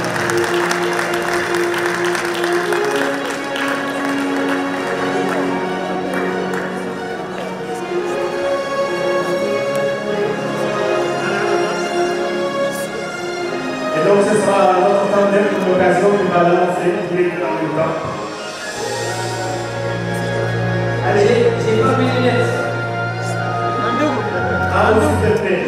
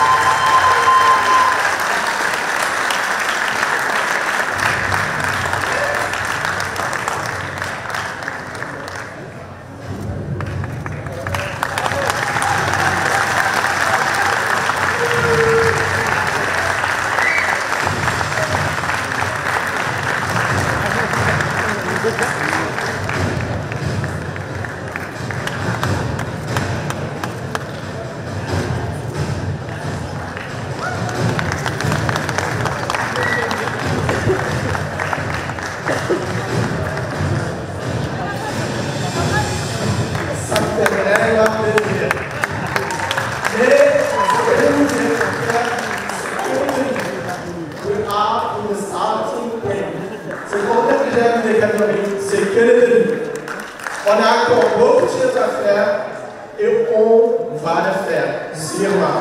Ça, c'est ce que nous voulons aujourd'hui. Ça va vraiment poser le plat. Ça peut vraiment poser le mal de tout le pays. Et m'engager à développer des solutions qui ne vont pas que aider nous en tant que start-up à Cadoré, mais aussi potentiellement recruter des jeunes talents mauritaniens réformés dans tout l'écosystème financier, technologique et pourquoi pas avoir des start-up Cadoré comme leader dans toutes les sous-régions. Si vous voulez, au gouverneur, il y a un dernier mot de remerciement à nos partenaires et aux participants. Merci. Alors, c'est toujours particulièrement difficile d'être dernier à parler, parce que finalement, il ne reste pas grand-chose à dire. Si c'est des félicitations, je pense que tout le monde a été félicité, mais on n'en fait peut-être jamais assez. On ne dira jamais assez de ce que vous êtes en train de vivre aujourd'hui. C'est l'aboutissement d'un travail extrêmement important. Ce sont des nuits blanches. S'il vous plaît, moins de voix dans la salle, parce qu'on n'entend pas le gouverneur. Merci beaucoup. Parce que aussi, j'ai tenu quand même à noter qu'il y a, comme on l'a dit, il n'y a pas de perdant dans cette compétition. Tout le monde est gagnant, y compris vous. Que la Banque centrale a lancé le projet pilote parce qu'il n'avait pas de réponse, comme je l'ai dit tout à l'heure. Aujourd'hui, c'est plutôt l'espoir, c'est plutôt un engagement supplémentaire que nous allons, dans lequel nous allons nous engager tous. Et donc, c'est aussi probablement l'organisation d'autres éditions, également une organisation peut-être un peu plus pragmatique, c'est ce qu'on a vu. Je voudrais remercier tous les partenaires qui ont participé à ce challenge, en particulier le ministère chargé des technologies de l'information et de la communication, qui a été le partenaire officiel, et le représentant du gouvernement, l'autorité de délégation, l'Union nationale du patronat mauritanien, l'association professionnelle des banques, pour avoir contribué aux différents prix, la Chambre de commerce, qui a abrité pendant une dizaine de jours des équipes. Je pense que c'est important de les citer aussi.